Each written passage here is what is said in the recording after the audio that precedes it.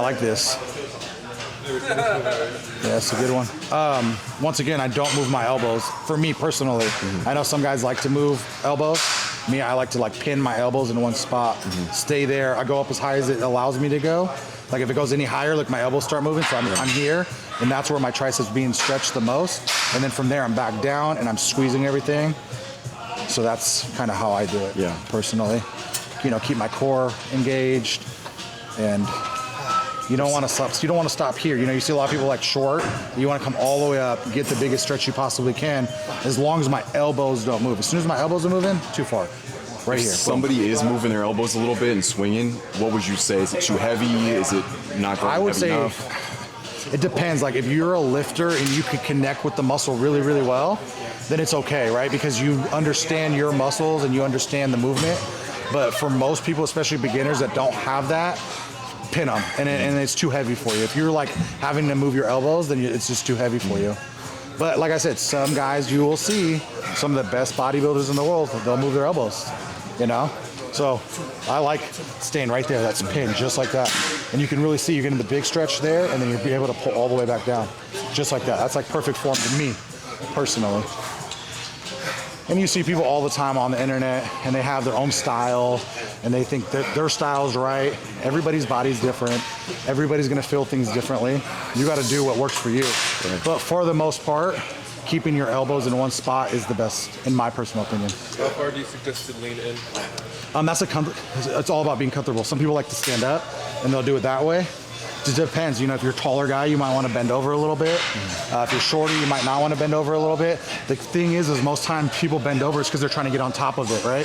If you're kind of out here sitting back, it's harder because now you're covering a little bit of shoulders and other muscles. But when you're on top of it, you're really able to push down on your triceps. Right. So that's why a lot of guys lean over. So if I'm here, I'm back like this, I'm using a lot of lats, right?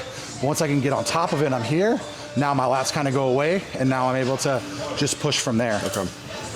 So, and then once again, you want your core tight. But yeah, if I'm like leaning back here, as soon as you lean back, you'll feel it right in your lats. Yeah. And now you're pulling, and you literally feel it in your lats. As soon as you stay forward, core's tight. Now I'm just all arms. Boom. Yes, you got to bend over a little bit. Yeah. To get stabilized. You want to stabilize yourself, and you want to take your back and all the other muscle groups out of it. You know, that's the whole thing about working out, is you want to work out the muscle, which is your tricep. You don't want to have a secondary muscle within that workout, right? A lot of people work out and they do chest, and guess what? They're rolling forward and they're using their shoulders, right? Some guys will do back. They're pulling so much with their back, they're using all bicep. They're not using their back. The goal when you're working out is using that muscle and no other muscle.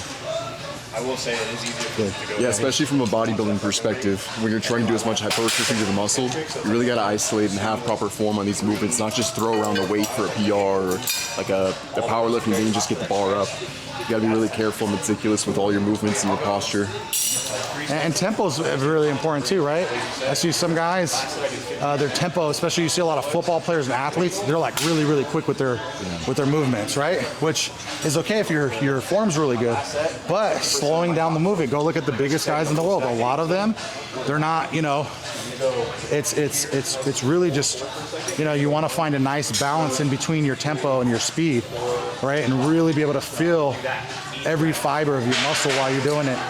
Mind-muscle connection is everything when you talk about working out. If you're not able to connect to that muscle, then, you know, you're not going to have the best and most optimal workout. I think that's the biggest thing, is like the biggest difference between someone who's new and someone who's been working out a long time is that mind-muscle connection and form. Form is obviously the number one thing, but after your form is good, then it's that mind-muscle connection. Guys that are really good at connecting to a muscle, they know how to hit that specific muscle really well because they're able to connect with it. What would you say to somebody who tries a movement and it maybe doesn't feel that good for them or puts them in a weird position? Do you think they should like keep going at it, trying to figure it out, or if it's not the right movement, just it's not the right movement? I have guys and friends and people that work out all the time that they try a movement, they're like, I don't like this movement. Okay, there's 1,000 other movements you can do in the gym. You don't have to do this movement. Okay, this one doesn't work for you. Let's try a straight bar. Okay, the straight bar doesn't work for you. Let's try a rope. find the movement that works best for your body, because your body is different than somebody else's body, right? Somebody who's a little bit shorter or doesn't have, you know, the length of the muscle that you have, it's going to feel different for them, right?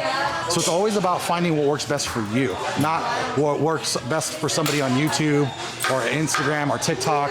You see all these bodybuilders that are professional bodybuilders, and you go watch them work out and you go, oh, I'm going to do what he's doing. It's like, okay, no, that movement works for this person specifically because the gear they're taking, the food they're eating, right? So you have to figure out what works best for you. And by how you know how to do that is by working out and figuring out what feels the best. Yeah. Like I love this workout, so I'll continue to add this to my routine. If I didn't like this, I'd be like, all right, I'm gonna try something different and figure out something different. But this is a great movement. Yeah, I'm with you. And I always encourage people that are getting started in the gym, like play around, try a bunch of movements, and don't be afraid to look like a newbie, because I tell them, even myself, when I go to a new gym, I'm always trying out new machines. I'm figuring out what feels good and also what doesn't feel good. And I'm not afraid to like look a little bit dumb, but at the end of the day, nobody even cares about that. But you really got to pay attention to your body. And for example, for me on pullovers, I hate dumbbell pullovers where you're laying back and extended like this. Yeah, I don't like that. It puts a weird position for my shoulder, but I love cable pullovers. So like you said, you can do different variations of movements and still get the benefit for the muscle, but in a way that feels comfortable with your muscle. I feel like some people, go ahead, you. Some people, they walk in the gym and they don't want to look stupid, right? And the reality of it is, if you go back 10 years from now, every professional that told you to lift this way, do it this way, do this many reps, do this. Now, 10 years later, it's like all that stuff's wrong, right? So the people that think they're professionals, they know everything, don't know anything. 10 years from now, you probably watch this video and be like, they were doing it completely wrong, right? But that's the thing, is like, come to the gym, look stupid, who cares? Nobody's judging you. Half these people are doing all the stuff wrong anyways. Like, I could walk around the gym and be like, yep, you're doing it wrong, you're doing it wrong. At least in my opinion, I think you're doing it wrong, right? From the knowledge and the guys I've watched my whole life, to me, you're not doing it right. You're not doing it optimal, right?